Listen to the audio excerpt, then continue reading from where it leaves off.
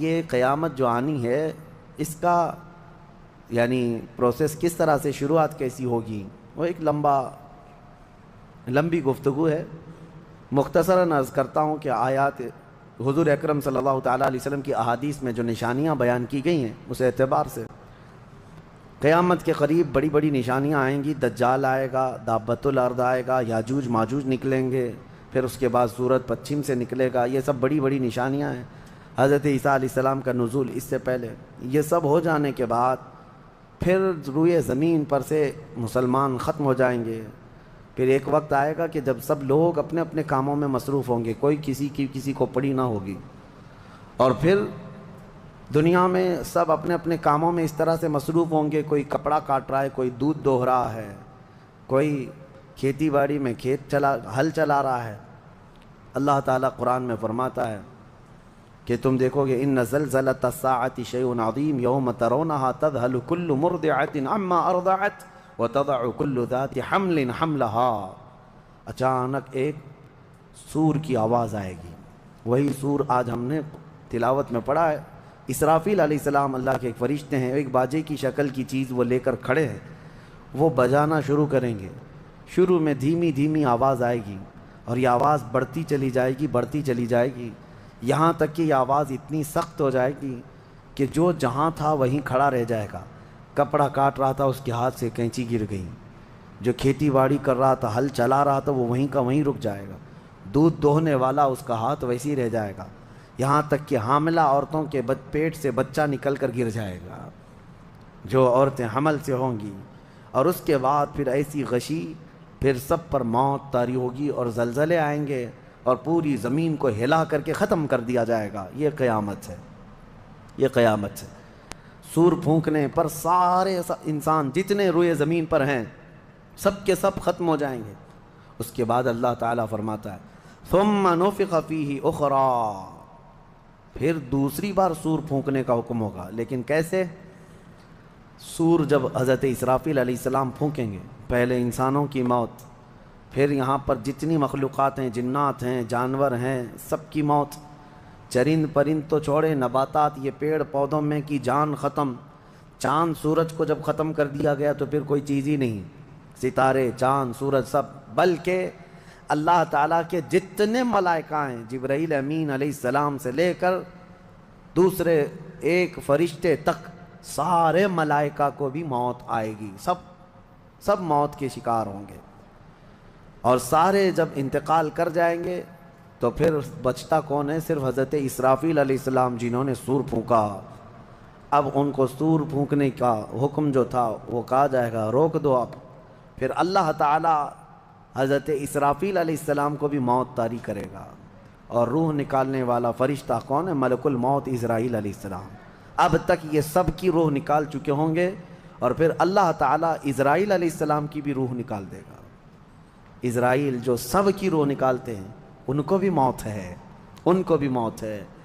اور پھر ہم نے پڑھا کل شیء ہالک الا وجہہ، ہر شے فنا ہو جائے گی سوائے رب العالمین کے.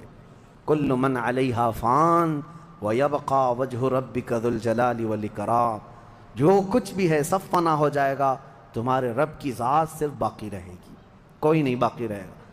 پھر جب مولا کی مرضی ہوگی رب تبارک و تعالیٰ دوبارہ اسرافیل علیہ السلام کو اٹھائے گا. اسرافیل علیہ السلام دوبارہ اٹھیں گے اور پھر ان سے کہا جائے گا دوبارہ سور پھونکو، پھر سے پھونکو. اب جب دوبارہ حضرت اسرافیل علیہ السلام سور پھونکیں گے تو یہ زندگی کا سور ہے. پہلے والا یہ نفخہ اولا اس کو کہتے ہیں، وہ موت کا تھا، اور نفخہ ثانیہ حیات کا ہے، زندگی کا ہے. اب رب تعالیٰ نے جو وعدہ فرمایا تھا کہ ہم تمہیں موت کے بعد دوبارہ اٹھائیں گے، یہ وعدہ اس وقت پورا ہوگا. اب دوسرے مرتبہ جب سور پھونکنا شروع کرتے ہیں اسرافیل علیہ السلام، کتنے انسان آئے گئے، آدم علیہ السلام سے لے کر قیامت تک، سب وہ زمینوں میں جہاں کہیں ہوں گے. کسی کو جلا کر ختم کر دیا گیا ہو، کسی کو جانور کھا گیا ہو، کسی کو پانی میں ختم کر دیا ہو، کسی بھی طرح سے، لیکن مولا تعالیٰ سب کو اٹھانے والا ہے. لیکن فرمایا حدیث پاک میں ہے کہ یہ دوسری سور پھونکنے کے بعد سب سے پہلے روئے زمین پر جو اٹھیں گے وہ محمد رسول اللہ کی ذات. میرے آقا صلی اللہ تعالیٰ علیہ وسلم فرماتے ہیں میں اپنی قبر سے اٹھوں گا سب سے پہلے، اور محشر کے میدان کی طرف جو حضور جائیں گے تو فرماتے ہیں حضور صلی اللہ علیہ وسلم اٹھیں گے، ان کے بعد ابو بکر صدیق، ان کے بعد عمر فاروق رضی اللہ تعالیٰ عنہ، پھر ساری کائنات کو اللہ اٹھائے گا۔ اور جب رسول کریم صلی اللہ تعالیٰ علیہ وسلم فرماتے ہیں میں میدان قیامت میں اس حال میں آؤں گا کہ میرا ایک ہاتھ ابو بکر کے کندھے پر ہوگا، دوسرا عمر ابن خطاب کے کندھے پر ہوگا۔ یقیناً وہ اس دن کے دولہا ہیں۔ قیامت کا منظر ہے جب رسول کریم صلی اللہ تعالیٰ علیہ وسلم تشریف لائیں۔ اور اس کے بعد رب تعالیٰ نے فرمایا، سورہ زمر میں 2 آیتیں آئی ہیں، وَسِیقَ الَّذِينَ كَفَرُوا إِلَىٰ جَهَنَّمَ زُمَرًا۔ اب جو کفار تھے ان سب کو کھینچ کر کے لایا جائے گا میدان قیامت میں۔ پہلے تو میں آپ کو بتا دوں پوری تفصیلات قیامت کے میدان میں، اس کے بعد ان آیتوں کی تفسیر پر آتا ہوں۔ پھر جب سب کو اٹھا دیا گیا تو ایک زمین ہوگی۔ اب وہ زمین کہاں ہوگی وہ اللہ بہتر جانتا ہے کس جگہ، کیونکہ یہ زمین ہے ہی نہیں، یہ آسمان ہے ہی نہیں، تو پھر اس وقت بنے گا کیا یہ اللہ ہی بہتر جانے۔ کہاں بنے گا، کس طرح بنے گا، اس میں ہم نہ سوچ سکتے ہیں نہ مثال دے سکتے ہیں۔ اب آپ مجھے بتاؤ، یہ جو زمین جس پہ آپ بیٹھے ہیں یہ ختم ہونے والی، کیا رہے گا نیچے؟ آسمان جو دکھ رہا ہے یہ بھی ختم ہونے والا ہے، پھر کیا رہے گا اوپر ہمیں نہیں معلوم۔ لیکن اللہ کریم ایک زمین بنائے گا جس کے متعلق کہا گیا وہ تانبے اور پیتل سے بنی ہوئی ہوگی، یہ مٹی والی زمین نہیں۔ اور پھر اس کے بعد سورج کو پھر دوبارہ زندہ کیا جائے گا اور سورج کو سب کے سروں پر لا کر کھڑا کر دیا جائے گا۔ اب وہ زمین اور جس میں سارے انسانوں کو جمع کر دیا گیا ہے، آپ اندازہ کریں وہ زمین میں نہ کوئی عمارت ہوگی نہ درخت ہوگا، وہ بالکل فلیٹ زمین ہے، صرف میدان ہی میدان ہے۔ ایسا نہیں ہے کہ یہاں پر کوئی میدان اور تھوڑی دور کے بعد کوئی عمارت دکھے گی یا کوئی درخت دکھے گا یا کوئی پہاڑ، نہیں، کچھ نہیں، صرف سیدھی زمین۔ اسی لیے کہ وہاں تم 500 سال بھی اس میدان میں بھاگتے رہو گے تو سائے کے لیے ایک پتا بھی نہیں ملے گا، ایک پتا بھی نہیں، کہاں سایہ حاصل کر سکو۔ لیکن کچھ خوش نصیبوں کے لیے اللہ نے فرمایا کہ عرش کا سایہ انہیں اللہ عطا فرمائے گا۔ وہ کون لوگ ہیں؟ ان میں کئی لوگ ہیں، جس میں سے ایک ہی میں بتاتا ہوں، رجل تعلق قلبہ بالمساجد، وہ ایسا آدمی جس کا دل مسجدوں میں لگا ہوا ہے، قیامت کے دن اسے اللہ عرش کا سایہ عطا فرمائے گا۔ آپ کی نماز ہو گئی، بیٹھے کیوں ہیں؟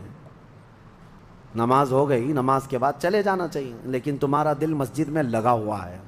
انہی لوگوں کی فضیلت میں ہے جب قیامت کے دن کوئی سایہ نہ ہوگا، ان لوگوں کے لیے اللہ عرش کا سایہ عطا کرے گا۔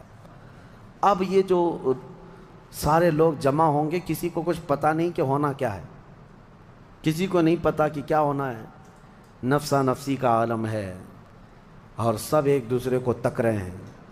اب یہی مسئلہ ہے کہ سارے لوگ وہاں پہ کفار بھی ہوں گے، مشرکین بھی ہوں گے، جتنی امتیں پہلے آئی تھی وہ بھی ہیں، انبیاء بھی ہیں، اولیاء بھی ہیں، صلحاء بھی ہیں، صحابہ بھی ہیں، علماء بھی ہیں، سب ہیں، لیکن کسی کو کچھ سوچتا نہیں کہ کیا کیا جائے۔ یہی بے خبری سے پوری مخلوق جو ہے انبیاء کے پاس جاتی ہے۔ انبیاء میں سب سے پہلے ابو البشر سیدنا آدم علیہ السلام سے کہتے ہیں سارے لوگ، آپ تو ہم سب کے باپ ہیں، ہمارے لیے اللہ کی بارگاہ میں سفارش کریں کہ کچھ ہمارے متعلق کیا حکم ہے وہ پتہ چل جائے، ہمیں کہاں جانا ہے، جنت میں یا دوزخ میں، یہ ابھی پتہ چل جائے، حساب بھی نہیں شروع ہو رہا ہے۔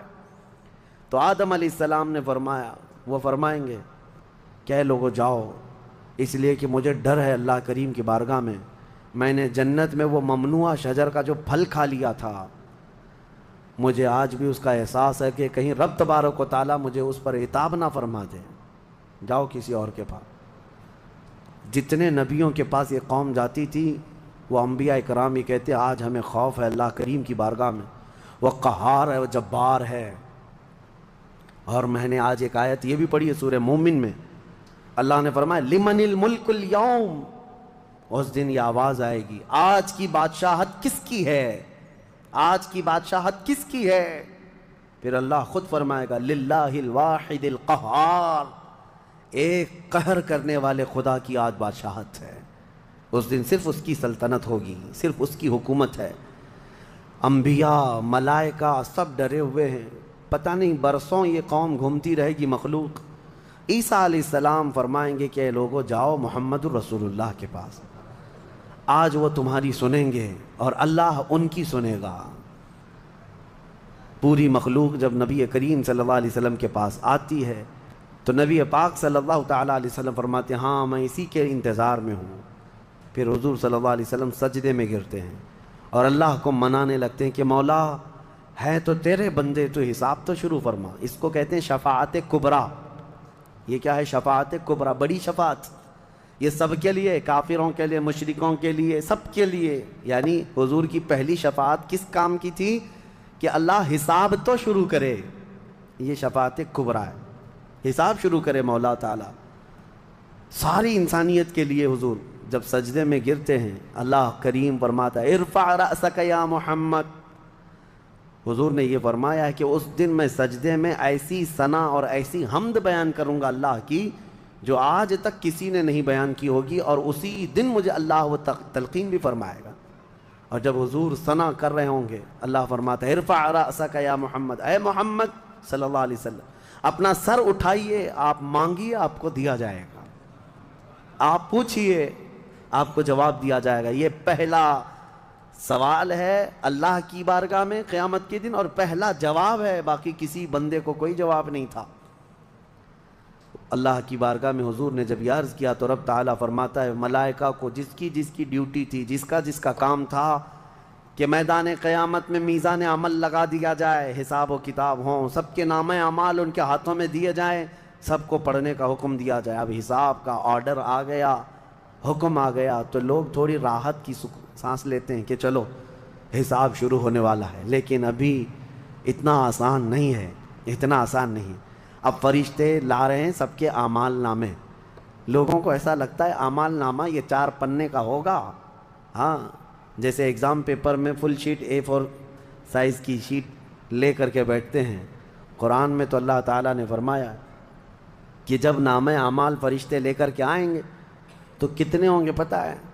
تمہاری نظر جہاں تک جاتی ہوگی وہاں تک صرف کتابیں تمہاری ہوں گی، صرف تمہاری کتابیں فرشتے لاد کر کے لا رہے ہوں گے۔ اس میں سب لکھا ہوگا، زندگی میں جتنی مرتبہ باتیں کیا تھا، جو کچھ بھی کیا تھا، سب ڈیٹیل ہوگا۔ اور ہر آدمی وہاں پکار کر کے کیا کہتا ہے؟ ما لہذا الکتاب لا یغادر صغیرۃ ولا کبیرۃ الا احصاها۔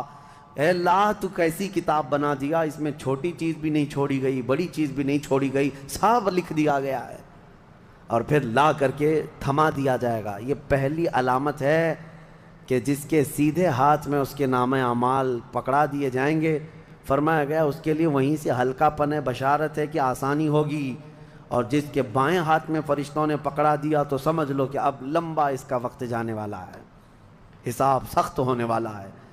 یہ تو صرف پڑھ کے سنانا ہے، اور اس کے بعد پھر پکڑ ہوگی کسی کام پر۔ یہ تو نے کیوں کیا تھا، اس کی وجہ بتا۔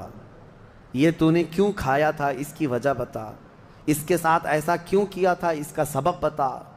صرف پڑھ کر کے سنانا نہیں ہے، جو کیا تھا اس کی وجہ بتانا ہے۔ اور جب وجہ کچھ نہ ہوگی حکم آ جائے گا کہ انہیں اوندھے منہ کھینچ کر کے دوزخ کی طرف لے جائیں۔ یہ قیامت کے دن ہو رہا ہے۔ اب یہاں پر ایک دوسری شفاعت ہے میرے آقا صلی اللہ علیہ وسلم۔ اب یہ جو شفاعت ہے یہ خاص امت محمدیہ کے لیے۔ ایک شفاعت حضور نے فرمائی سارے انسانوں کا حساب شروع ہو جائے۔ جب حساب شروع ہو گیا تو رب حضور صلی اللہ تعالیٰ علیہ وسلم پھر سجدہ کرتے ہیں اللہ کی بارگاہ میں۔ اللہ فرماتا ہے محبوب سر اٹھائیں، پوچھیں آپ کو دیا جائے گا۔ حضور عرض کرتے ہیں مولا میری امت کی بخشش آسان فرما دے، میری امت کا حساب آسان فرما دے۔ اب حضور کو اختیار دیا جائے گا، حضور کی یہ بھولی بھالی امت جہاں جہاں ہوگی حضور صلی اللہ علیہ وسلم فرماتے ہیں میں ان کو دور سے پہچان رہا ہوں گا۔